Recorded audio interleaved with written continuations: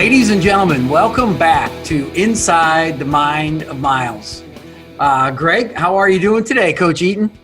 I'm good. You know, you got your Masters shirt on. I'm wearing my red Tiger Woods shirt. So we're recording on Sunday night after Dustin Johnson has won the Masters, and thank you to Augusta National for taking off that no yoga pants.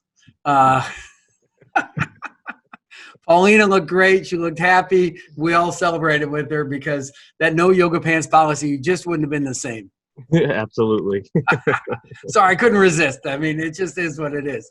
So, you know, as we look at this, that was what a great, 20 under in 2020 has been the thing.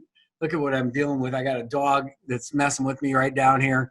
And but having the chances, we talked last week about playing Augusta National. It was pretty cool for you and I to see that play out today.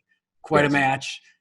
Quite a show we've got coming up, too, with Brad Underwood and Ronald Coleman, Chin Coleman from the University of Illinois. Two ends in Chin. Don't forget that, Coach. He'll remind you. Yes, we will never forget that. He would not let us do that. Greg, and before we get to Brad Underwood and that interview with he and Ron Coleman, I like to feature an assistant coach too, so people can get to know a little bit of the program. And we've been lucky. I've got to have David Patrick with Eric Musselman last week, and Clay Mosier have been both friends of mine. I think it's important to understand it really does take a lot of people to run this thing, and these guys are really important. But you see it, program after program are shutting operations down now as COVID is really, it's something we don't talk about, folks, because, I don't want to, quite frankly. But, boy, I tell you, I'm not going to bring it up with any of the coaches unless it's required. But, Tom Izzo's got COVID. There's going to be more happening this week. Iona's shut down, which means the Mohegan Sun Bubbleville has got a problem. Michigan just shut their whole operation down. What do you think of all this, Greg? What do you think we're going to see here in the next coming weeks? I think all the coaches I'm talking to, they're just hoping to get to that first game so that there can be some sign of hope and that not everybody shuts down. I mean, to your point too, Coach, the state of Oregon put down significant lockdown measures. So did New Mexico. The New Mexico football team has actually been in Las Vegas. Basketball team too. So, they're we're going into some uncharted waters, and I don't envy the director of operations this year. No doubt. That was my daughter just walked in asking for her mom. Hi, Ava. It never gets dull around the Miles house. We're here ready to roll. But I agree. You just look at the way these things are going, and boy, it's going to be hard, not to have some hiccups. Mm-hmm. I'm kind of torn because part of me says we got to push it back. Part of me says I do wish the NCAA would come out and just say, listen, if you're going to play 20 conference games, you get 5 non. If you're going to play 18 conference games, then you get 7. And whatever it might be. So you have an even number of games going in, and you have this flexibility of 5 weeks, 6 weeks to get them all in. Because quite frankly, I think it's going to take that amount of time to get those non-conference games in if they're even possible to get in. And if we just back it up to January and try and have this condensed season, you're still going to have hiccups after the first of the year until a vaccine is widely available, which is in April, May, who knows? Right. I thought it was something where all these colleges, they're ending their semester early and they're starting the spring late. I wish that we had seen more of the bubbles. And to your point about the NCAA, I wish that they had taken more of a straightforward approach to create even non-conference bubbles after this fall semesters ended. Tried to leave it up to the universities, and they put out some guidelines, but at the same time, it's going to be a fascinating week because we're T minus 10 days out. I think 9 days out from knowing, from starting our season. So hopefully we can get this going. Ladies and gentlemen, we're going to have Brad Underwood join us here in just a minute. A great journey. Greg, you've watched the interview. What were some of your thoughts on Coach Brad Underwood and his program and where he's taken Illinois from where they started, which was quite frankly DFL in the league, to a team that now is competing for a Big Ten championship and, a deep run in the NCAA tournament. Yeah, I mean, Coach Underwood's done a great job in the couple of years he's been there. I mean, he just reestablished that entire culture, and he's going to talk about that, talking about the direction that he wants to take and the expectation level of being at Illinois. His journey, you look at how hard of a worker he is and the guys he's worked for, and it shouldn't, once you hear that, it doesn't surprise you the success that he's had since he's been there. He's been surrounded by great people, but I mean, junior college level, not such a great job level, you name it, and he's done it. So with no further ado, Brad Underwood, Illinois basketball, and Inside the Mind of Miles. Enjoy, folks. Ladies and gentlemen, I introduce to you to the greatest broadcast of all time, the greatest podcast in the history of mankind, Brad Underwood from the University of Illinois. Coach Underwood, thanks for joining me. Tim, I appreciate you having me. Thanks. Looking forward to this. Well, I'm glad we were a little bit delayed in trying to record this because your iPhone, mysteriously, your Pandora had popped up on your iPhone. Is that true? Yeah, well, it just mysteriously just pops on. And of course, I've been walking my tail off. I mean, you've lost some weight, right? I've lost over 40 pounds. And but it's so windy here today. I mean, the wind's blowing like 50. And I walk country roads. I walk where there's nobody around. And so today was it was an all music day. And so all of a sudden I'm just sitting here and my Scotty McCreery on Pandora pops up, and I didn't know how to shut the damn thing off, but we got that figured out now. Well, I'm more iTunes than Spotify, but I will tell you this. My phone, since the iPhone 12 has been released, my phone is doing weird things. So I know Apple has got Big Brother, has got control of all of our lives somehow. Absolutely. You'll have a new one within the month. Oh yeah, there's no doubt. You get a free upgrade. Oh, for $500. Okay. Yeah. And they sign you up to that new long-term 3-year contract. No doubt. Don't worry about it. You're good. So, Coach, yesterday, big news by the AP. The Illini are number 8 in the country in the AP poll. Now, listen, don't give me this. It's great for recruiting. My team sucks. How good does it feel though to take that program from where you started? 12th in the league or whatever it is for a couple of years. 13th. Let's get it right. 13th. Okay, then we were 11th. So and now have that thing on the top of the league, picked as a potential conference champion and a top 10 team in the country. You have to feel good about the direction and feel like you have the traction. You feel like you know what you have to do in the Big Ten to be successful. Yeah, I mean, I got a lot of pride. I mean, in terms of how we've done this, and there's been no shortcuts, and you witnessed a lot of it. I mean, we weren't competitive, and yet Illinois is one of the. I use it all the time. It's the 11th ranked program in the history of college basketball. And you walk in our building and you see the banners and the great teams and all the championships, and you hear about the Flying Illini and you hear about the 2005 Final Four team, and yet we weren't even close. And and there has been a lot of struggles, and it hasn't been easy. And yet I'm really proud of the process, and I got a great staff. And but it's just, in my opinion, I look at it, we're just getting this thing back to where it really should be. Yeah. And Illinois is a really good program, unbelievable fan base. Now we're in a different light. We're the hunted instead of the hunters, and chasing everybody down. And we've got to grow that way. We've got to continue to not forget about how we got here and all the hard work and what our culture is. And I hope we're going to find out here in a few weeks. I hope our culture's based on the things I think it is, and that's the hard work and the commitment to it. But it's we all say preseason rankings don't matter. To me, they matter. They matter. They care, because we've been so damn bad, and it's been so frustrating in the process to get there. But a lot of people deserve a lot of credit. Well, without question, you have plenty of staff and fans and administration and Josh Whitman that all have really contributed. And, of course, you're an outstanding coach across the country, and everybody knows that. But, folks, if you want to know how you gain 50 pounds. You take a new job, right, that you have high expectations for, get your ass kicked for a while, recruit, hire, recruit, sell, help raise money for new facilities, and look up one day and you finally feel like, okay, we got this where I want it, and you're a wreck. You've got a new knee, you had virus in your vocal cords, and then you decided I got to get myself, like literally, it comes at a personal cost, doesn't it, Coach? I mean, it's unbelievable, Tim.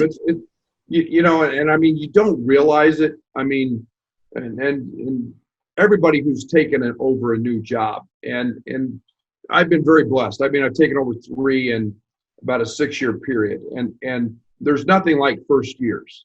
First years are like that. I don't even remember it. Yeah, they're blurred. And that's probably a good thing.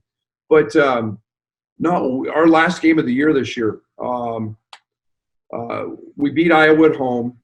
The place was electric, and I'm doing an interview at half court. And anyway, all the COVID stuff happens. The tournament gets canceled, and my kids move home. And, now, college kids. College-age kids, yeah. Yes. So my daughter, who's a junior here at Illinois, she looks at me, and she hands me a picture. Or shows me a picture on her phone, and it was Olivia Decker was interviewing us. She was the BTN or sideline reporter of that game, and she goes, "Which one of your 3 chins do you think Olivia likes the best?" And that hurts. But you look up and you go, "Man, I look terrible. I was tired. I was like I said, year 2 I had a knee replacement. I coached the entire year without a voice, with some of those difficulties, and you're, like you said, you just grind anyway. Yeah. And all of a sudden you look up, and I've always taken a lot of pride in working out, but I was disgusting, and we've lost 42 pounds, and trying to get this last 8 off, but I feel better than I've ever felt, Tim. Well, you're kind of in the same exact position as your team is in your program, if you describe it the right way. You've kind of had all this stuff, and now you're at a point where you're close to your end goal, and you're not chasing that big goal. You're right there almost being chased. That's such a different mentality. Remember Pat Riley's book, The Winner Within? Yeah. He talks about the innocent climb. Absolutely. Where, it's so great being the underdog, and you put a chip on your shoulder and you yell at your guys, you're slobbering and just giving them the business. And all of a sudden it's different. Now you're gonna get everybody's best shot when you're on top. And I remember Tom Izzo calling me, I think it was after the 2014 season when we ended up getting tied for 3rd or 4th or whatever it was and went to the NCAA tournament. He goes, next year is going to be harder for you than any year you've ever had because expectations are raised. This league, the Big Ten, first of all, every year, it's the best league ever. And we all know that. And it is such a good league. But what I always equated the Big Ten to is the NFL. And here's why. There's not a better scouted league in the country outside of the NBA. Correct. It's well-resourced. It's got great coaches. It's got depth in their staff. Every conceivable thing you need in terms of data, information on an opponent, or training for your guys. You guys are at the elite level right now with COVID. Just the way you guys test for COVID daily at Illinois. Not everybody's like that. Other leagues don't want to be like that. But the Big Ten, like you could be first one year or third one year or in the Super Bowl and not make the playoffs the next. And really, from bottom to top in the Big Ten, every night you got a chance to get beat or win. And it just comes down to a few possessions here, a few possessions there. Former Illinois coach Bill Self told me that's the advice he got from Jim Delaney. Practice the last 2 minutes every day. That's right. And that's unbelievable advice. That's something that we had 12 games in league play last year come down to the last 2 possessions. And so, you're talking 3/4 of your schedule is decided by a loose ball you didn't get in the first half and a charge you didn't take in the first possession in the second half. Oh, yeah. And it's so true. And the one thing about this league is everybody always stays old. We don't have a ton of one and dones, but I mean, gosh darn, Cassius Winston was here. It seems like he's 80. He set 8 career highs against me. Yeah. Every year he got a new career high twice a year. I mean, it's unbelievable. But everybody, and yet the one thing that happens with age is you capitalize on mistakes at a much higher rate than you do when you're a freshman, sophomore. They make you pay. And I say this about juniors and seniors. It's the only time in your career as a player when you get to be at your peak level against your peers.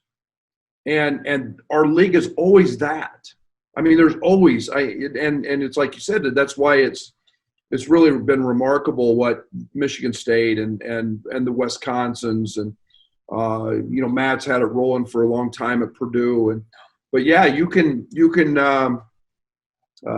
get beat every night. I think 12 of the 14 teams last year were in the net top 60.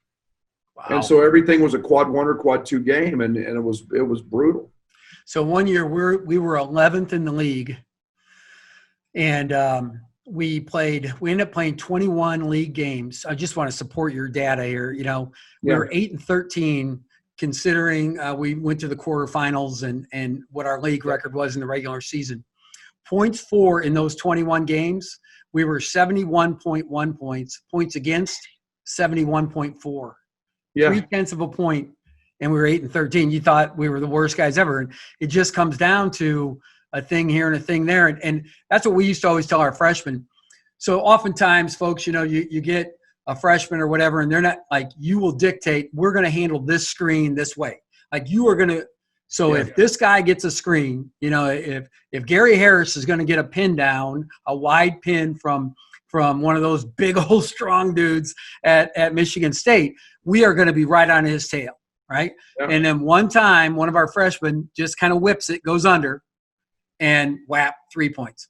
You're and done. I'm like, dude, they are going to make you pay in this league, and that's why he was a sophomore that year, ends up in the NBA, a high-level pick, and he's still in the NBA doing great. You just can't make a mistake, and that really sharpens your edge. But, you weren't always in the Big Ten. Your first game – now, first of all, you have a lovely wife, Susan. Yeah. You're from Kansas, right? Yeah. Is she from Kansas? She's from Kansas. Yeah, okay. we met in college. We met at K-State. She okay. And you went to play for Jack Hartman? I did. I played for Jack, and my senior year was 86, which was his last year. Gotcha. And he'd had a heart attack, but man, what an unbelievable coach, Tim! Unbelievable. Wow. Yeah. Well, his daughter was our faculty athletic rep at CSU, Colorado State, and she was hard enough on me. I can't imagine what the old boy was like. I mean, hell.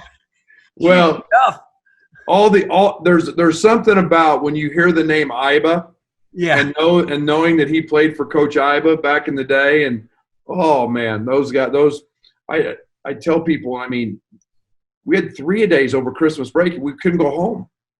And I mean, we'd practice at 6 in the morning, noon, and 6 at night. And it was just like, you didn't even think about it. You just showed up and you put in your work, and however long he wanted to keep you there, he kept you there. So then as you went on to coaching, back then there weren't the professional opportunities like there are now. So you go coaching, and you go to Abilene Christian where you started, and then you end up and a junior college coach, assistant, then a head coach. Yeah. The best, absolutely awesome. I mean, the junior college ranks were awesome. Dodge City is where you started? Dodge City Community College, unbelievable league. The Jukes were big. They were powerful then. I mean, you had McDonald's All-Americans who didn't qualify then to win JUCO. Yeah. And I was an assistant for 1 year. The only bad day was payday. And, and I was how about this, Tim? I'm happy you got paid a little bit. My contract, I was the RTV audio video coordinator. So every day I had to spend 2 hours walking through buildings, checking inventory on film projectors. Overheads. Oh yeah, it was great. And then I'd go to practice and coach a little ball, and then I got the job. And now I'm 24, going on 25, taking over a job, and I'm making $25,000, and it might as well have been $10 million. I mean, I was coaching ball and good players and recruiting and I mean, running study table, handling the financial aid, sweeping the floor, Driving the bus or driving not? the bus. I mean, my biggest responsibility was literally handing out the post-game $5 meal money. Yeah, I couldn't lose it or the fellows didn't eat. When I was at Mayville, we had so we did pregame meal was $2. All right. Wow. So we go to Hardee's, Yeah. and they had a 99-cent menu, and I told them you can get 2 ham and cheese or 2 roast beef sandwiches and a water, and I'll pick up the tax personally. And that was, oh my God, and we didn't always Fairbear. I remember one time I took him when we were D2. We went to a Wendy's super bar. Oh yeah. Remember when Wendy's would do the super bars? But we got food poisoning. So my guys are running, like literally checking out of the game, running back to the locker room to puke and have diarrhea, running back in the game. Sioux City almost killed us. Briarcliff. Trent Lovewell probably sent that one up. Oh, my God. Oh, that's hilarious. Yeah. Oh, no. So, when you start those humble beginnings, right, and then you go and you get your Division I chance at Western Illinois to be an assistant Division I coach. Yeah, I mean, you learn to work, and at Western, and I mean, I got great friends in Macomb, Illinois, and yet Macomb's one of those places that nothing's easy. No. From the location, the facilities, we bounced into in and out of leagues. When I got there, the league was so incredible. Dick Bennett was running things at Green Bay at the time, and Wright State and Cleveland State, and then there was a transformation. And we used to call it the We Travel America League because we went. Think about this, Tim. Travel. Was that the Mid-Con back then? Yeah. Think about this. I used to call it the entire continent, not the Mid-Con. No question. Think about this. Travel partners: Troy State, Alabama, and Central Connecticut. Not Alabama. Think of that. Now, if you've ever been to Troy, that's not an easy place to get to either. No. So I mean, I was fly to Atlanta and drive back after the game so you could get on a flight to go to Hartford, Connecticut, and that was a Thursday, Saturday. And then if you had Central Connecticut on Saturday, they would always schedule the game at 1:00. So you got no rest, no recovery time, nothing. I mean, you didn't have shoot around. Oh, it was. Was the idea that you could get out of town that night on a flight, or? No, they just did it. They just did it. Home court advantage. And then we went as far west as Cedar City, Utah, to Southern Utah. Sure, Southern Utah.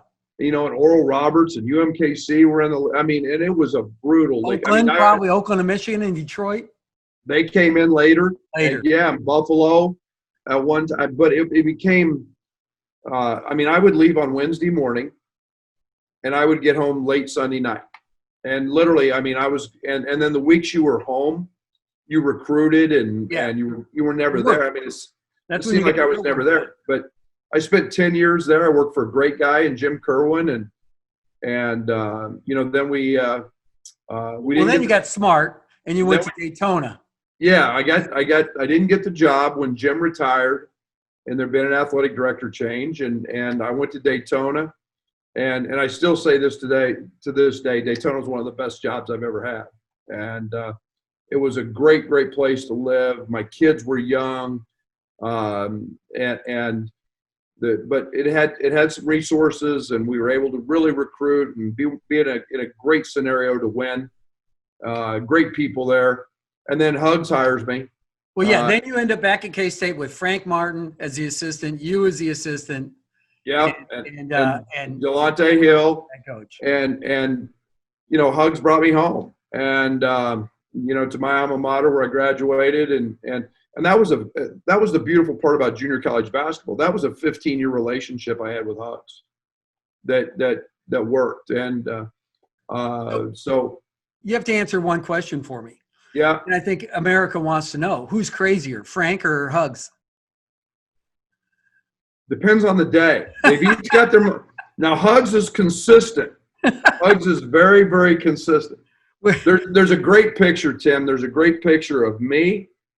It's me, Hugs, and then Frank on the other side. And I'm telling you, if Tom Brady stood behind us and wanted to throw a pass, nobody would have got to him. I mean, we look like 3 offensive linemen. I mean, it's and of course you played that team. In Fargo, North Dakota State, we had a heck of a game. I think 381. Yeah. Yeah. Bob Huggins won the game when he scheduled the refs, the Big 12 refs in October. Taught me a lot right there. And Bobby Vedeker screwed us over by not calling a foul. Ben Woodside. No foul. I've watched him 100 times. Is that true that when you walk – so folks, we had a 2-for-1 contract with K-State, and the coach before, Jim Woolridge, had left and Huggins had come in, and Hugg says, Timmy, I don't have to take this. Nobody thinks I should take this game. Come back up to Fargo. You got a good team. We had beaten Wisconsin the year before. There's no reason I should come up and play this, but I'm gonna. I got to get the guys ready. But I'm not doing it with your refs. I don't need Larry, and Larry ref. Okay.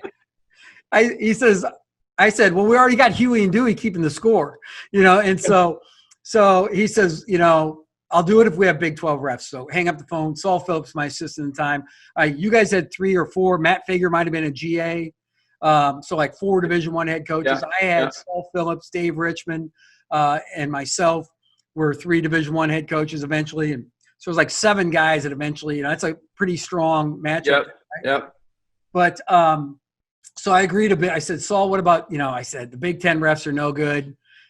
What about this is what you're saying when you're a Division I independent, right? And he goes, Big 12's fine. And then that was a savvy move by Huggs because there was a no call on the last shot of the game that sealed the deal for K-State. But Huggs, benched guys, ran his 5-out offense, which he hadn't ran as much that year. Yep. And I thought that he made adjustments and made lineup changes willingly. And you guys had been making 3 threes a game, made 12. And Lance, what's his name, killed us. Lance Harris. Yeah. And but is it true that when you walked on the floor back in those days, K-State's on one side, we're on the other side, and all the students are in bleachers that go about 12 rows up, a nice set of, bleachers. And so all the students were behind both benches, and it was a ruckus. Did they mistake you for Bob Huggins right away? Yeah. Yeah.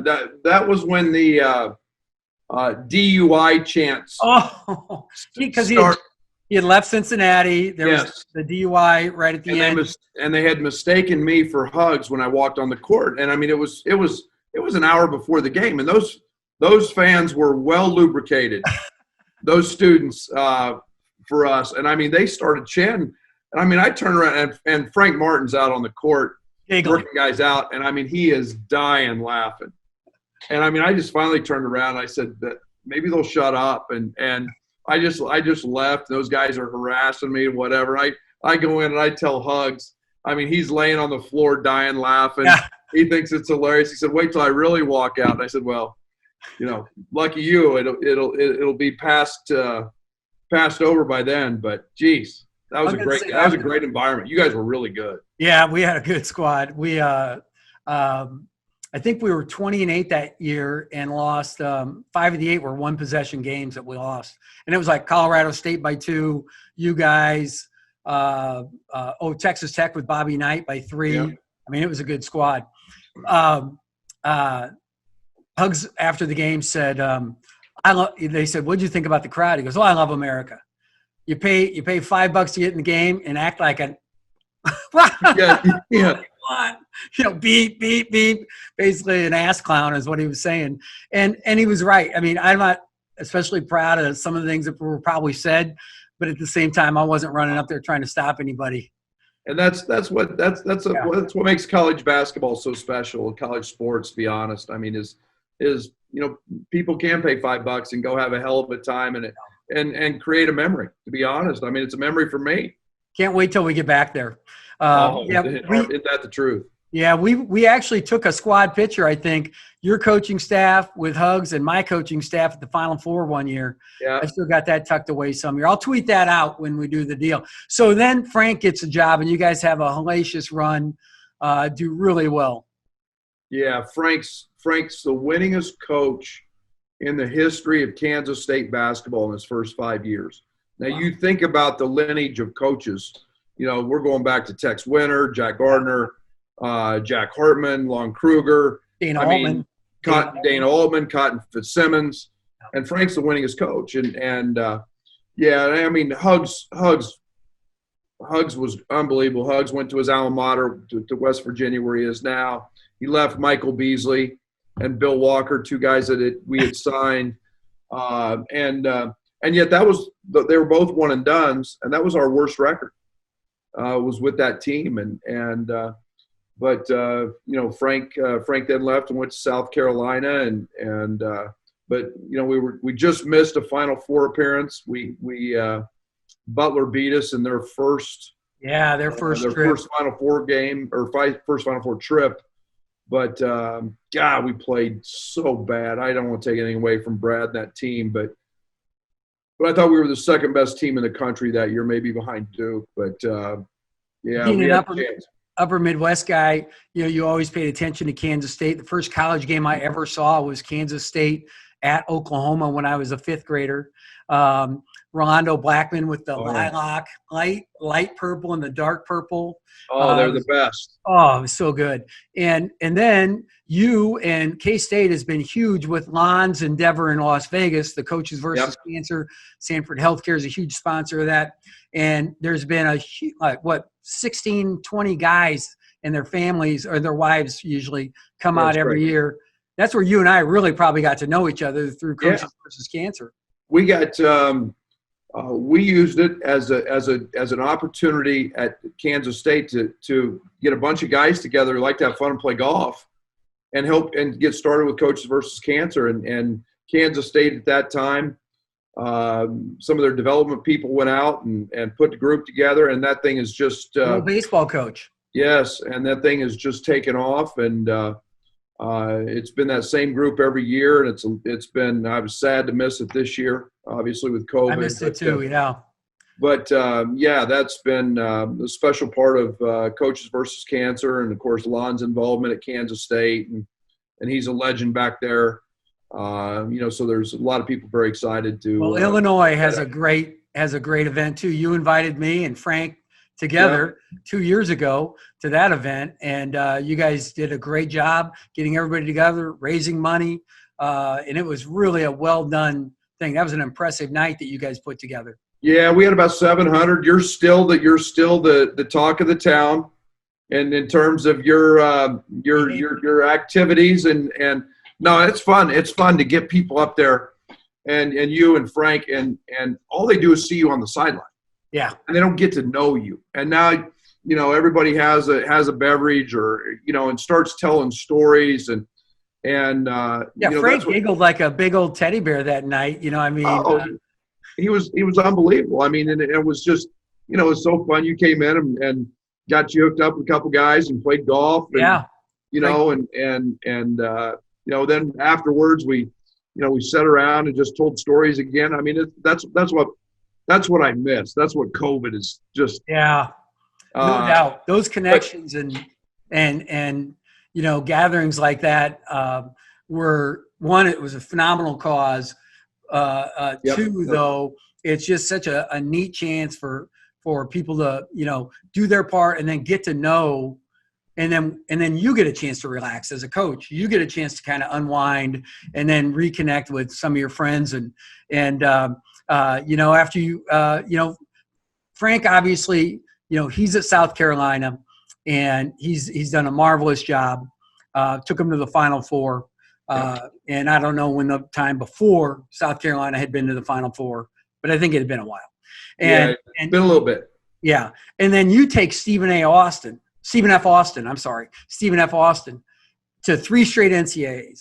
And I mean, and like literally, I can't even do the numbers, 54-2 in the league or whatever it is. I mean, just run through it. Guys like Thomas Walkup, and you win in the NCAA. How fun was that now after 20, how many years of not being a head coach? Well, 26. I guess you have a Daytona run in there. Yeah, but you're trying to make it to the Division I level. But 26 years as an assistant? Yeah, 26 years to get there. And I'll tell you what was crazy is we had all of this success at Kansas State, and I really couldn't sniff a job. And we go to South Carolina, and we won 12 games. And when I tell you that team wasn't very good, that team was not very good. And I mean, Frank did an unbelievable coaching job to get that team to 12 wins. And all of a sudden, I get an opportunity at Stephen F. Austin. And the one thing I will say, being with the people I was with prepared me when I got my chance. And I knew what I wanted to be and how I wanted to do things, and because of all the experience. And I, like I said, I've been fortunate, Tim. I've been around great coaches. I've been around a lot of winning. And so, you know, I don't know if we're any good. They've lost their best players. But I did inherit a program from Danny Casper that had won 28 games the year before. But all their best players were gone. And I'm stuck with Thomas Walkup. I'm stuck with a 5'9" point guard. Two-time player of the year in the league, by the way. Stuck. Yeah, two-time. Two-time. I've got really my leading scorer back is 9 points a game. And within a week after taking the job, all 5 recruits that the old coach had signed have now transferred. Oh. So, I mean, I go sign 7 guys. One of the all-time worst recruiting trips and recruiting stories is I recruited a big kid, and he was a former All-American volleyball player at USC, got burnt out, went back to a junior college in Arizona, and plays basketball. He's from San Diego. Now, San Diego to Nacogdoches. So I bring him on a visit, and now I have no players there. Now, wait, is that Nacogdoches or Nacogdoches? Nacogdoches. Natchitoches is in Louisiana. Okay, good. That's northwestern state. Gotcha. So, by the way, the first question in that interview is, can you spell Nacogdoches? No. Yes. I got it, and I nailed it. Yeah. Spelling bee champion, 4th grade. Well, I would never be the Stephen F. Austin coach, but good job. But we go on this visit. I mean, I know one or two restaurants. We take him there, and I said, well, I guess we could go to a movie. And we literally go to a movie. We set one chair apart in the middle of us. And I said, I'm going to just take you to the hotel because there's really nothing. I know that nothing to do. I got no players. So I don't have a house. I'm in a hotel room with them, you know, and it's like the worst visit. And the kid commits, and he becomes a really good player. And it's like this recruiting stuff. It's crazy isn't it crazy how some of those work? It's nuts. And he lives in Dallas now and is doing great. And it's nuts. But we had a remarkable run at SFA. And I mean, it was the school's first NCAA tournament win. You know, the last year we were really, really good. You know, Thomas Walkup had developed into really a NBA type guy. And we upset Huggins. You know, that had to be special. You know, I mean, some people say bittersweet, but at the same time, this is a guy you admire and that, you know, brought you back home, like you say, and then to be able to win that game, you know, what a neat time in your life. What a neat achievement, really. Yeah, I mean, he's a Hall of Famer. Yeah. I mean, Huggins is working on 800 plus wins, and you know, we're a 14 seed, they're a 3, and they're 1 in the country in turnovers forced, we're 2, and yet it was just our night. But you know, the thing I remember the most about that game was we get done, and you know, you do all the media afterwards, and I'm walking to the bus, and standing right there by my door on the bus is Bob Huggins. Really? With a hug and a kiss on the cheek. He said, man, I am so proud. He said, you just, you know, and that, I remember that probably more than any play or anything about that night. And, you know, then as the emotions of that, you know, then we lose on a tip in with 0.6 seconds to go the next night to Notre Dame, you know, to go to the Sweet 16. They scored 6 points in just a short amount, or 7 points in a short amount of time, right? Yeah. And I mean, it was Thomas Walkup for all the great things he did. it's the first time in his career he never dove on the floor for a loose ball. He tried to pick it up. And, but, we just, one guy had one offensive rebound on the season, and it was a tip in with 0.6 on the clock. But that was a special place. And, I'll never forget my time there. And we had a lot of great memories, and then the opportunity to go to the Big 12. And yeah, the big timers start knocking on your door. You have a nice run at Oklahoma State for a year. Great point guard. Yep. And then Illinois, and spending as much time in Illinois at Western and seeing what Illinois had done for those 11 years, that had to kind of give you a mindset when you had the opportunity to go to the Big Ten in Illinois. That had to be a different feeling for you.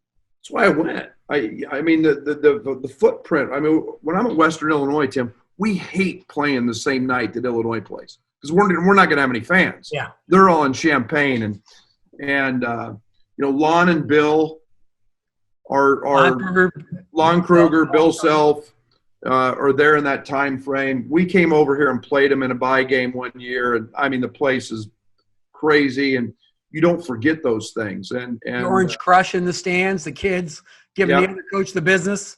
Yeah, imagine that. You never took any of that, did you? I think we had fun. Let's just put it that way. Yeah. I used to try and jaw back a little bit on occasion just to let them know, Well, that makes it fun. I have very few regrets on any of that. They're good. They were good. That's a great environment. And then the upgrades that have gone in is it the State Farm Center now? I'm sorry. State Farm. They spent $170 million. We just finished our third season, full season back in there. Now we've got $40+ million. We're starting in April. Illinois had the first practice facility ever built. Lon built it it opened in 97, 98. And we're going to basically double the size of it and completely do it in 16 months. Start in April, be done of August of 22. And you don't spend $200+ million on your program if it's not important. And basketball's a big deal at Illinois and the fans. And your athletic director has done he's done a ridiculous. Josh Whitman has done a ridiculously good job. Every time I turn around, I'm hearing about raising money for a hockey situation, raising money for this situation, raising money for basketball, of course, football, hiring Lovie Smith and Brad Underwood, great hires, and pretty impressive stuff. And that synergy between a coach and the AD matters. Oh, it's huge. It's about it's not about he's my boss or that. It's about the relationship that's personal and makes it special. And I'm appreciative of Josh because we're not winning our first couple of years, and everybody gets antsy. He doesn't flinch, and he stays. He allows us to, and Lovey the same thing. I mean, they're in the bowl games last year, and they got off to a tough start because of COVID. They're playing their fourth-string quarterback. But he allowed us to develop our culture and recruit the players that fit our style. And a lot of athletic directors don't do that. And then, it's the old cliche: coaches win games, administrations win championships. Yeah. And that's something that, if that's the case, we're in great shape because Josh has been incredible here. Well, when those guys, and Paul Kowalczyk was my athletic director, especially at Colorado State, and he was at Illinois as an assistant AD, now retired. But when you've got those guys that are in the quote-unquote foxhole with you, when it's a partnership like that, that's when, like you say, that's when championships become, a real possibility over and over and over. And your team this year is phenomenal. I mean, Ayo Dosunmu, Kofi Coburn, you've got Miller, and a couple top 50 recruits. You lose some toughness, and Andres Feliz. Big loss. Oh no, trust me, that kid is a fighter in the best way possible. Your son plays for you. That's pretty cool. But as you look at this season, when you have these high expectations, in your idea, and we're going to go COVID free here. We're going to say we just have a normal season. Yep. You can't control any of this. Your greatest challenge is what? Oh, easy. Eliminating the outside noise. Everything you just talked about. You'll never hear me talk about our ranking. You'll never hear me talk about NBA projections or NCAA seedings or any of that. It is literally going to be what we can control in the locker room, trying to control all the social media, trying to control our message, which is really simple. Get better every day. And I have a saying I use all the time. Everyday guys. Everyday guys. And it's that simple. And try not to look too far ahead, and yet understand that consistency, and that's what we're preaching now in practice. Consistency is it's the thing I admire the most about Tom Izzo. And it's the thing I admire the most about the coaches. Bill Self at 100, it seems like, is their players. Everybody gets up for them, and everybody takes their best shot, and they're consistent. And they find ways to win those games. And one way I know to do that is be consistent every day in practice and work. And I hope that the loss of an Andres Feliz, who made so many winning hustle plays. Boy, do you remember when he fought? Who did he fight the rebound for? Oh, at Iowa. Garza. They're 2 6'9" guys. There was a third kid in there, and he just rips the ball out of Garza's hands. 6'2", 6'3" max. 6'2". And he's a very good offensive rebounder, gritty, tough kid. Goes in, and it's Garza, and I forget who was the other kid. It was their two big kids. Yeah. And just absolutely wrestles the ball away from them to win the ball. Game on the line. Game on the line. You know, I believe that show, I think I was in the studio for the Big Ten Network, and I think that was our highest rated show we'd ever had. Because so many people were watching the game. It was so thrilling. And then, of course, the compelling commentary after the game with John Beeline and Timmy Miles. But honestly, Feliz, I mean, I remember that play like it was yesterday. So do I. And here he made one other play. Penn State's ranked 9th. And we're coming off the only game Iowa got hurt in the end of the Michigan State game. We've lost at Michigan State. We lost at home to Michigan State, and we go to Rutgers next, who's really good, and they're playing. And they didn't lose all year at home, or didn't lose till late. And we're without Iowa, and we get smacked. And then our next game's at Penn State. They're ranked 9th, and Iowa comes back and Iowa had a big game, but there's a rebound and Feliz is spotted up in the corner. Trent Frazier shoots a shot at the end of the clock, and it bounces off the rim towards his side of the court, and he sprints out of that corner, and there's 3 Penn State guys there, and he just lays out for it, and he kicks the ball right out, and then we run clock, they got a foul. And I mean, it's just those type of plays that, like we talked about earlier, close to possession games. That it shows up as, and he had 2 offensive rebounds. Oh, yeah. It's what? They only won the game for us. Yeah, no doubt. Is there a better, and this is just a layup for you, is there a better player late clock than Ayo Dosunmu? No. None. I'm telling you, I was watching him. I'm just saying to myself, they got to get the ball out of his hands. You got to trap him. Then you're playing, 4-on-3. But, you just can't let him – he'll beat you. That's what I'm sitting in an analyst chair watching, and I'm like, if you let him just do his deal up there and let that clock run down, he's going to make the right play. Yeah, and it's and everybody tried doubling him late, and he does. Then he just goes and makes the right play. Right play. Yeah. And then Wisconsin last year at Wisconsin, and they get after him a little bit, and he makes the right play, and Trent Frazier in the corner hits a 3, he's we leave him up there naked a lot just simply because we don't want to run a ball screen because we know people are going to trap it.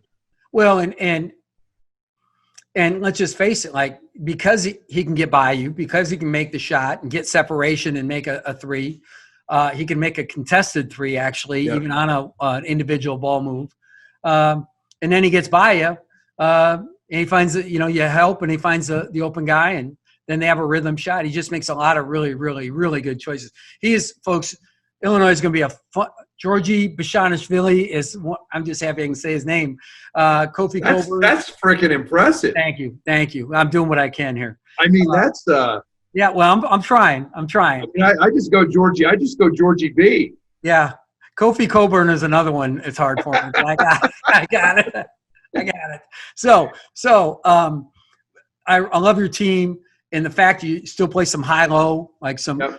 The one thing I want to just commend you on before we get to our ending here is, so you came in running the high post Johnny Orr spread, fully committed to it. End up running more motion, more transition, and more spread ball screen stuff after a couple of years. You play the Huggins, Frank defense where you're overplayed, forcing turnovers. You look at that, you dial that back, become more rock solid defensively, and all of a sudden you had to make some decisions, or it appears to me, that you had to make some decisions, had the guts to do it. Because let's face it, as a coach, you have 2 bad years, which your first 2 years in your mind. Yeah. And now you go in with a schematic change. Why, how, where? Were you worried? Were you – tell me about it. I'd be lying if I didn't say I was worried.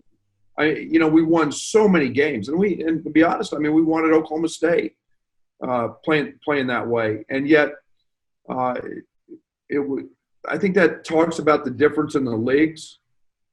It's hard to press the Big Ten. There's so many bigger well, first of all, as you alluded to earlier, way more experience. Yes. Right? So, and then bigger ball handlers. Just like bigger guards to kind of throw over the top to the other power forward that can really play. And power forwards really drive the Big Ten. I mean, you look at all the power forwards that have come out of the Big Ten that are in the NBA or should be or could be or whatever. And those guys, I mean, now all of a sudden they're triggering offense and they're doing things. Georgie says some of that for you, even though he's a center. He can play the 4 spot because he can pass so well, pass, catch, make a decision. And it becomes harder to extend pressure, full court, half court, whatever. Do you agree? Well, yeah. And the other thing that was part of it was we were young. Yep. But the whole thing came down to this. We were second in the country in steals my second year. We were number 2. And it was feast or famine. Yep. I remember that. And I've always been a coach that I like to score in the first 7 seconds if we can. I mean, that's the easiest time to score against non-set defense. But then we start looking at, holy cow, how am I ever going to win on the road in this league? Playing that way. And we were 338th in fouls. Now, I will admit, at SFA, we fouled a lot.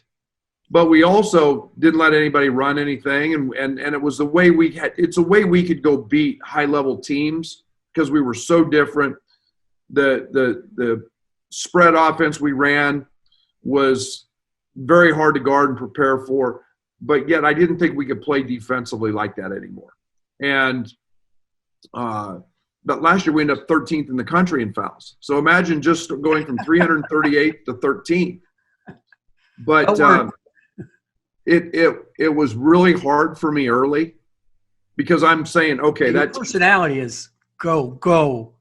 Yeah, well, and you see a team that's got a shaky point guard. And I just still to this day, I just want to crawl on his ass. Let's beat him up. Yeah. I mean, we're going to turn this dude. I mean, we turned Cassius over 9 times in one game. And did you win or lose? We won that game. Good. We beat them. And but it's always been attack. And now it was like, okay, instead of this being a 25-point win, this is probably going to be a 14-point win or a 12-point win. And the game's going to be closer, but at the end of the day, we were solid. We were down low, the best defensive team in the Big Ten by the numbers last year. It helped us rebound. It kept us out of rotation. And we had 5 road wins last year, and to big me ones, it was not little ones, big ones. yeah, and to me it was about figuring out how to win on the road and in this league, and I didn't think we were going to do that fouling that much. No, well, I give you credit. I give you credit because it's not easy to make those choices and those decisions, and you do a lot of soul searching. I did it over in my time in the Big Ten, and that's the one thing I think that the high major leagues force a coach. And again, when you're a head coach, I've been at every league in the country. You've started, basically a mid-major minus, and then Big 12, and then you really cut your teeth as a head coach, when you're in the Big Ten, because you figure, okay, what can I do to survive in this league and do it well every night out? And you talk about that, guys, I'm going to give you a chance. We're going to have a system that gives us a chance to win every night out. Yep. And I commend you on just, making the adjustments that you had to, because they're bigger adjustments than just how we hedge a ball screen or how we handle a ball screen. It's every day. Well, yeah. And it's every day in practice is a little bit different, and just the way you handle things. And when you've done something for a while and you trust it because it works, and then you have to readjust because, okay, let's readjust really what we're trying to be. Well, instead of just the one game wonder, and I don't mean that as Stephen F. Austin, but we're trying to be 5 ranked teams on the road, not one here or one there. How can we do that? And you figured out how to do that. And I think you can do a lot more of it this year. You know what the biggest change was? What's that? Scouting. Oh. I used to go into scouting and knowing we're denying and, hey, they're going to wing it. And I'd say, no, they can't run that play against us. Yeah, now they're going to run it. And now they're running it. Now you're like, God. It's like, oh, man, now you got a high-low. Okay, we got to switch that screen. And we're going to – Yes. Yeah. And that was the biggest – That's a good point. That was literally the biggest challenge for me was like, okay, damn, we used to never let them catch that ball. Yeah. So they couldn't run it. Yeah. And that's a good point.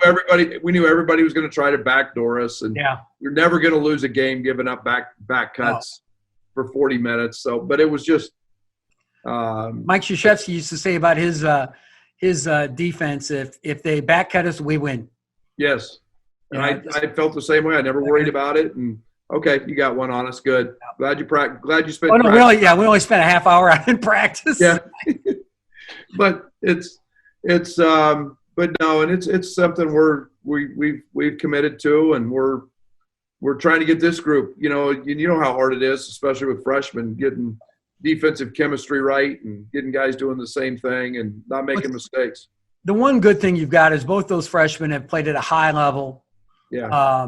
Help me out. Adam Miller and Andre Curbelo. Yeah, there's Curbelo. And so they're more ready than a normal high school kid sometimes, but it's still a huge having to bring it every day, even for a high level freshman kid. They have no clue. They probably I said to freshmen all the time, you've probably practiced hard 10% of the time, and you probably only played hard half the time. That's right. Even at a high level. There's still half your games you can kind of cruise through, and 85, 90% of your practices. Guess how many you get to here? 0. Yeah. 0. I mean, they're ready. You go from playing against guys that aren't playing in college, unless they're playing at the rec center in an intramural game, to guys that are going to be playing in the NBA and professionally. And that's a big jump. And that's you got to bring it every day. So even a mid-major college team is like you take a EYBL team or a Adidas top team or whatever gauntlet or an Under Armour one. So you take whoever, name one, and I'll name one, the Illinois Wolves. Right? Take their last 4 teams. Yep. Take every good player off those 4 teams, and you still mid-major-ish. I mean, they'll have some high-major players. Yeah. They'll have some low-major and some, but you're still not and that's a lot of talent. That's a highly successful AU program. It's just one, Mac Irvinfire, who we're going to bring on next with Ron Coleman, Chin, high level. But still, it doesn't replicate that, the savviness of the older guys, the physicality, and all those things. They're just not ready for it. That's right. So, Coach, we're going to wrap it up here with 2 things. One, I always like to feature an assistant coach. So I'm going to ask Ron Chin Coleman to join us. But first of all, before we get to that, I'm gonna quiz you. All right? You ready? So okay. Coach Underwood's favorite food. Steak. How do you like it prepared? Medium rare. Oh, ribeye or I'll go ribeye, T-bone, or fillet. Any of those three. now?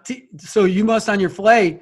You probably put like some blue cheese crumble on there or anything like that. Absolutely. Hey, and if give me the mushrooms on yeah. top. Oh, I'm in. Okay, Yeah. then that leads into favorite wine. Oh man, guys, darn, you can Just give me one. We don't have enough time. One. Last best one you had. Diamond Creek. Diamond Creek. Favorite movie. Caddyshack. I like it, Coach. You passed the test. Congratulations. Hey, here's the worst thing about this year. The Big Ten coaches are not wearing suits this year, so I have no idea what your boy Chin Coleman is gonna spend all of his time prepping before games on. Folks, I will tweet when we release this some of the outfits that our next guest has been wearing. I now want to introduce the followers of the Mind of Miles to Ronald Chin Coleman. Let's bring him in. All right. Coach Chin, you're in, baby. I'm here, buddy. Ron Coleman. Ronald, how are you? Jimmy boy, what's up, man? I'm good. How are things? Ladies and gentlemen, this is one of Coach Underwood's favorite and best assistant coaches of all time. Can you just tell me right here in front of the world, who's your most favorite coach of all time? Well, currently not working. I tell you what, you were my first love. We broke up? You married Brad Underwood. You were my first love, of course, but old Coach Underwood's my guy, man. You know, I got the best of both worlds out of both of you guys. So I hired Coach Chin, and at Colorado State, he had been working in the Chicago School District and working with the McIrvin Fire and with one of those high schools in town there, right? Whitney Young. Whitney Young. Yeah. And so the first story I got to tell you. Oh, wow. Here we go. He shows up, and we're talking to the players, and he wants to be called Ronald Coleman. Is that true? That's a fact. That's a fact. So I said, so this lasts, how long does this last? You're going to be Ronald Coleman. 3 days? It lasted a good 4 days. 4 days. Not even a full week. And finally, what happened? I brought you into my office. Yeah. And you said, because we were going by Ron for a minute. We were going with it. It was playing itself out. And then you called me to the office and you said, Chin, we can't do it. I'm like, what do you mean, man? I gotta change my image and it's got to be more professional and so on and so forth. He was like, nah, we just can't do it. I was like, why? You said, I think you said, well, if we start calling you Ron, you lose all your street cred. No one will know you anymore in the business. That's what you said to me. And so it's kind of hung around like a bad cold that won't go away. So, I mean. You're always Coach Chin with 2 N's, by the way, folks. Yeah. Coach Chin with 2 N's. Ron, you're a mainstay in Chicago. You've helped Coach Underwood in all kinds of programs. You've been at Bradley, UIC. You were with me at Colorado State. And you certainly recruit nationally, but you are well known. You've opened every door imaginable. I know for me, at every high school we could who did we have on campus when I got to Nebraska? We had a couple guys, didn't we? We had everybody. We had Jaleel Okafor. We had. Oh yeah, he was solid. Yeah, we had Paul White. We had Chris Alexander. Sterling Brown. Remember we had Josh Cunningham. Kyle Davis, Josh Cunningham. I mean, we had a crew. And the other wing that went to Dayton. Josh Cunningham. Well, no, Kendall Brown. Kendall Pollard. Kendall Pollard, KP. Yeah. So that's just, guys, that's about 3 NBA guys and about 6 all-league guys that he had in about 2 months for me at Nebraska. But Coach Chin, what have you found going from grassroots basketball to mid-major basketball to high major basketball? What have you learned?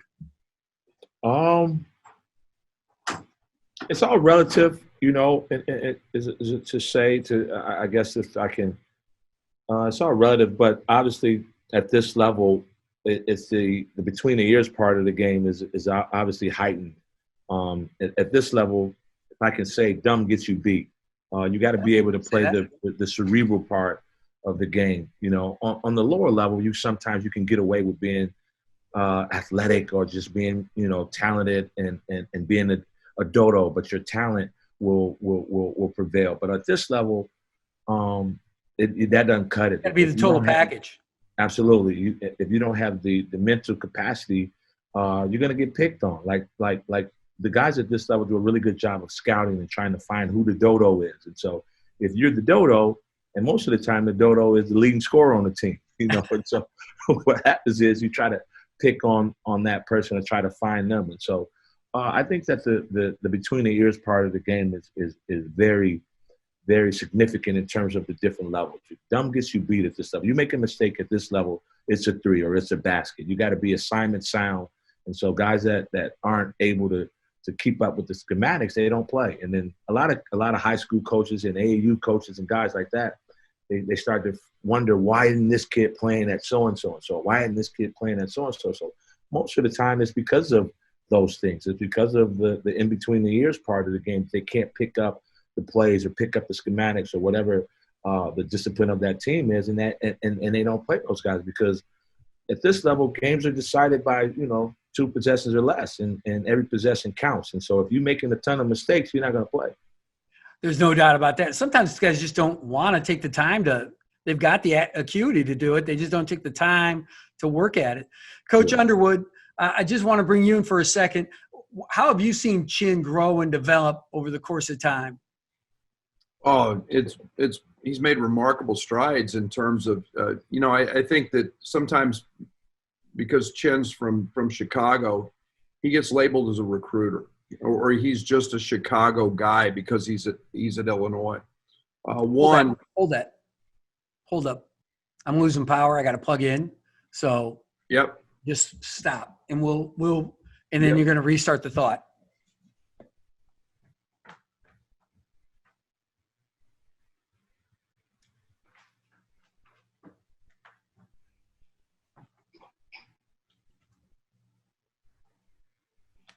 We've been having too much fun, boys. That's good. Okay, I'm good. So I'll just go 3. I won't ask the question because there was a good pause for you when I asked you. So pretend I just asked what have you seen over the last 3 years? 3, 2, 1. Well, I think the one thing that Chin's done has kind of shed the image that he's just a Chicago guy because he coached the Fire, and I think everybody wants to assume that, well, he's at Illinois, so that's what he's here for. That's false. He's recruited all over the country, and then beyond that, I think he's shed that he's just a recruiter. He's not. He's a really, really good basketball coach, and you know, heading up our defense and has grown in all aspects. And you know, I think when you sit on the bench in this league, you're getting an education every single night, and that's irreplaceable. And just to do that has been remarkable growth. But to see his overall being, I mean, this guy's going to be a head coach much sooner than later if he chooses, and that's something that it's not just about recruiting players. He's very, very good at that. But it's about becoming a well-rounded coach and the communication with players and the development of guys. And it goes just beyond basketball. It goes to off-court stuff as well. Yeah, he's a great connector of young people. But I just want to know what your salary pool is for your assistant coaches, because those suits he buys, that's not a discount rack thing. And if you've ever seen Coach Chin's shoulders, folks, like he's got the widest. Like those are custom suits. No, Kevin McHale would be proud. Kevin McHale would be proud of those shoulders. And you're right. There's nothing. Do you guys shop at the same place, Coach? Do you shop at the same place? No. There's nothing custom. I can't afford his suits, but I have my own guide. I can't afford his suits. No, I mean dress shirts. His socks might be custom. I mean, Got and the reality, Tim, I'm like I told you. I mean, we're not wearing suits this year. I don't know what this guy's going to spend hours on before a game. I mean, your shoe game got to be right. Your shoe game got to be right. Your shoe game, this is a big shoe game here. You did teach me on the shoe game, man. I've got in a fair. Did I not turn you on to the shoe game? Yeah, you did a good job with me. Hey, Tim, and you'll probably remember this at Peach Jam one year.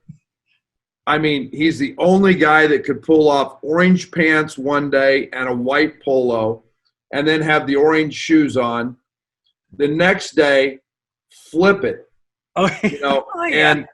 And I mean, there was no doubt every prospect in the gym knew where that guy was the coach. Chin was. Yeah, absolutely. Yeah, he is. Coach Chin taught me a whole bunch of stuff. The first thing he taught me was mind right, game right, which I loved. I still use that one all the time. I still say that, huh, Coach? Mind right, game right. Yep. And shoe game, right? Now, I didn't quite pay him enough where he had the killer suits. He had good suits. Right. Not like what we're seeing in Big Ten now. Like what we see with that Big Ten money is real clothing.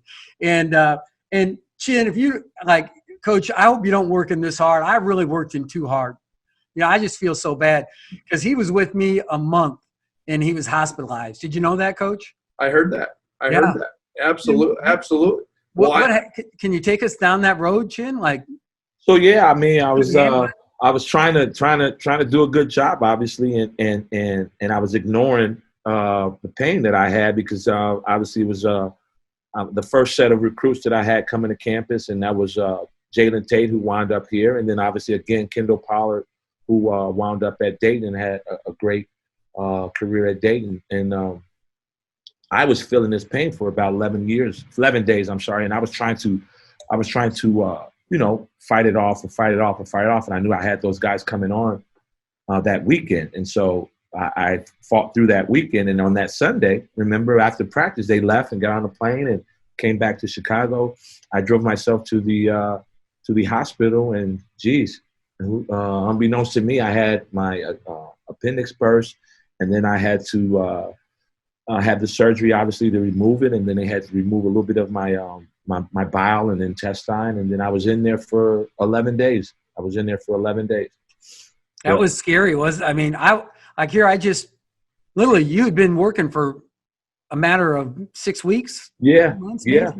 Just was trying to do a good job and was like trying to gut it out and fight it out and just trying to kill himself. Ignore it, and just try to continue to keep working and do my deal in practice. And so the moral of the story is listen to your body. Don't be crazy. Yeah. We could have got out of this with just an appendicitis, but right. Had I caught it a little earlier, we could have just had the bada boom and a bing and go. But then I didn't listen. But I'm still a little stubborn in that way. Tim, I've had back surgery with Coach Underwood, kind of the same thing, just trying to, gut it out, man. And you work really hard. You've done an outstanding job. We love you, don't we, Coach? I mean, absolutely. One of the most endearing guys of all of college basketball is Chin Coleman. I appreciate you guys coming on. The best podcast in all of the world, without question. I'm mostly sure that this is true. And I can't you guys have just made it even better. I appreciate it, Tim. Thanks for having me, Coach. Miss you, man. Thank you. Hey, I hope to see you in the studio soon. Someday back on the sideline. Sideline wouldn't kill me either. Take care, fellas. See you guys. Well, Coach, that was a lot of fun for me to do. What'd you think? He's great. I mean, it's just fun listening to him talk about the program. And I mean, they're pre-picked to finish third in the Big Ten. It's a deep conference again. They say that every year, like you guys talked about. Yeah, every year it's the best ever. I mean, it is true though, that NFL metaphor, so to speak, I think makes sense because one, you can be highly picked and think we're going to be really good and not get it done, and you can also kind of come out of nowhere, just like it happens in the NFL, and it's such a well-resourced league. We've seen that happen. It's definitely the most scouted. I think the comparison you said was the NBA is the only one that scouts more. I believe that. So I know in there you talked about, you asked him what his favorite food was. Everybody is dying to get inside the mind of Miles. So can you talk about your you're a pizza, just avid pizza lover.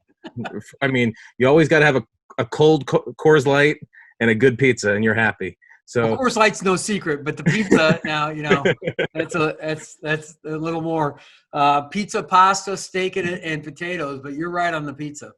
So in your travels in the Big Ten, what would you say are the top places that you can't miss when you go? Yeah, well, first of all, we have to start right here in stinking Lincoln, Nebraska, and I'm a fan of all pizza. Lazari's, when they had that downtown location, was good, without question. You like Ramos, I know that for a fact. I do. But I'm a Paisanos guy through and through. The pepperoni Italian sausage with cream cheese, you can hear yourself getting fatter. Just your arteries are just clogging right there. Terrific place. A lot of good places in Minneapolis, where I've been for, a lot of recruiting and in my previous jobs. But I have to kind of go with Cottage Inn Pizza in Michigan. Ann Arbor especially is one of my favorites. It's just really, really good pizza. That is probably my favorite pizza spot in the Big Ten outside of Lincoln. And Bloomington has good pizza. I've been a few different places there. I always kind of put it on the ops guy or the video guy, the younger guys, to scout it out for me, so we know what's going on. But it's you talk about favorite this, favorite that, and I agree. How about your favorite pizza? Is there anything you liked? We know you're a bagel guy. If anybody knows anything, Bruegger's Bagels is your go-to.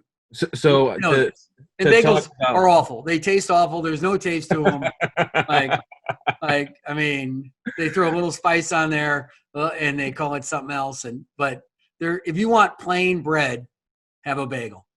My alter ego, Tweeting Greg Eaton, was asking the best Big Ten spot, and I'd probably say Minneapolis for the bagels because there's a Bruegger's right across the street from the Graduate.